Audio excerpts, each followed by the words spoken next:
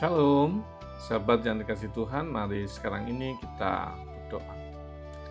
Kami mempersiapkan diri mendengar kebenaran firman-Mu, nyatakanlah kebenaran sabda-Mu kepada kami. Dimohon dalam nama Bapa, Putra, dan Roh Kudus. Amin. Sabda Tuhan terambil dari Mazmur 122 ayat yang ke-6. Berdoalah untuk kesejahteraan Yerusalem. Biarlah orang-orang yang mencintai-Mu mendapat sentosa. Sahabat yang dikasihi oleh Tuhan Yesus Kristus, mari kita cek dulu gitu ya. Kenapa Yerusalem? Kenapa diminta mendoakan, di mana itu berkaitan dengan soal damai sejahtera dan seterusnya. Dalam kehidupan bangsa pada waktu itu, Yerusalem itu sesuatu yang sangat penting. Yerusalem itu adalah pusat di mana kehadiran Allah itu nyata bagi mereka. Jadi Yerusalem itu adalah pusat ibadah bait suci. Dan bisa bayangkan bagaimana mereka menaruh itu sebagai gunung Tuhan, rumah Tuhan dan sebagainya. Jadi mereka bangsa Israel menempatkan posisi Yerusalem jadi sangat penting sebagai tempat di mana Tuhan berdiam. Maka jadi pusat kehidupan. Yang berikutnya lagi, Yerusalem sebagai pusat politik, ibu kota yang memerintah, menggerakkan seluruh gerak bangsa.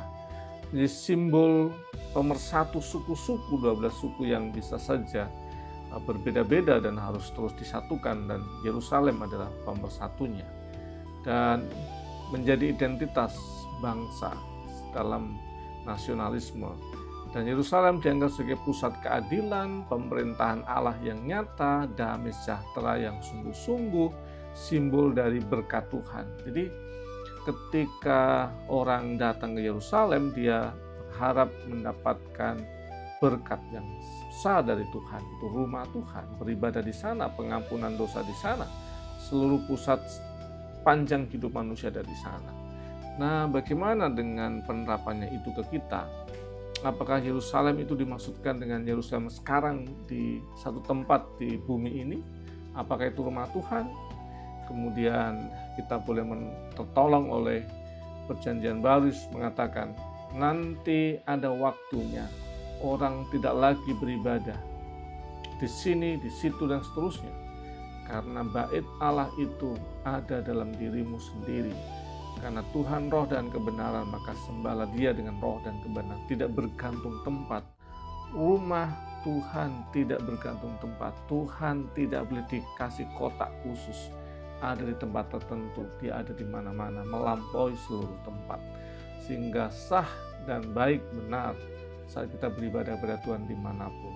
Artinya persekutuan itu jadi sesuatu yang penting, sangat penting. Hidup kita, hati kita, pikiran kita itu tempat di mana Allah hadir memerintah kehidupan kita. Itu yang menghadirkan damai sejahtera. Itu yang harus kita hayati. Jadi kalau kemudian sahabat bersyukur bisa ziarah ke Yerusalem. Kalau tidak bisa, tak apa-apa. Tidak mengurangi apa-apa. Tidak mengurangi kualitas iman kita. Tapi kalau kemudian kita dapat berkat sambil ziarah, menghayati iman, semakin memperdalam, itu sesuatu yang lain. Bersyukur kalau punya kesempatan. Semoga kita punya kesempatan. Nah, yang kedua yang boleh kita hayati adalah teks kita itu menunjukkan tentang berdoalah bagi Yerusalem. Dan ternyata kata yang dipakai itu adalah imperatif jamak. Panggilan berdoa itu ditujukan bagi semua orang. Tidak hanya pribadi, tetapi seluruh umat yang berziarah, yang sedang menjalani iman bersama-sama. Sehingga penting ternyata untuk memanggil, mendoakan persekutuan, mendoakan hidup. Ternyata itu panggilan bersama-sama. Mendoakan gereja, tempat di mana kita bertumbuh secara rohani, itu juga panggilan bersama-sama. Tidak hanya panggilan satu orang saja yang berdoa khusus untuk gereja kita, enggak, seluruh orang dipanggil, terlibat, aktif mendoakan. sekedar contoh gitu ya. GKJ Batinasih itu punya tawaran dan sudah proses percakapan untuk membeli tanah sebelah gereja persis. Kebutuhannya sekitar 3 miliar, lalu punya uang 1,4, masih kurang 1,6. Pertanyaannya dari mana? Nggak ada uang, sekarang nggak ada uang. Tapi kalau kita bilang jemaat itu punya uang, masing-masing punya uang. Tapi kalau kemudian masing-masing menyimpannya dan tidak berbagi untuk kemudian menguatkan satu dengan yang lain, maka panggilannya adalah itu harus didoakan dulu, minta Tuhan lebih dulu.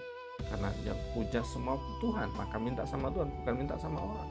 Berdoalah sama Tuhan.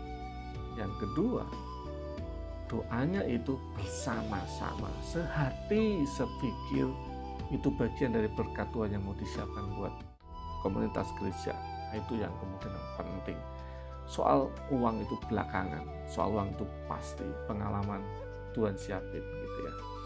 Nah, yang berikutnya lagi bicara tentang ketika orang itu mencintai persekutuan, mencintai gereja, mencintai Tuhan melalui persekutuan bersama, maka dia merasakan damai itu sendiri dan dia berbagi damai dengan orang lain, dan itu kemurahan berkat Tuhan yang luar biasa.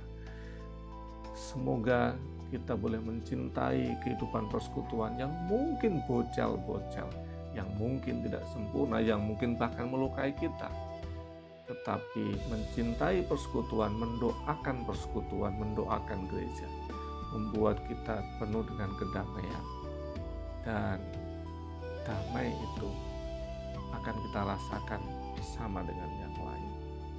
Selamat menikmati kehidupan persekutuan sebagai rumah Tuhan, saling mendoakan, saling mendukung. Kesehatian membuat damai itu terasa dalam hidup kita. Tuhan berkati. Amin. Mari kita berdoa. Bapa kami yang di surga, dikuduskanlah namamu, datanglah kerajaan-Mu, jadilah kehendak-Mu di bumi seperti di surga.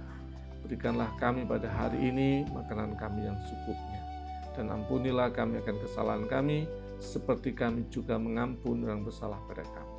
Dan janganlah membawa kami dalam pencobaan, tapi lepaskanlah kami daripada yang jahat. Karena Engkau-lah yang punya kerajaan dan kuasa dan kemuliaan sampai selama-lamanya. Amin. Kasih, karunia, dan damai sejahtera dari Allah Bapa kita dan dari Tuhan Yesus Kristus, penyertaan dan pertolongan Roh Kudus memperlengkapi hidupmu dalam nama Bapa, Putra, dan Roh Kudus. Amin.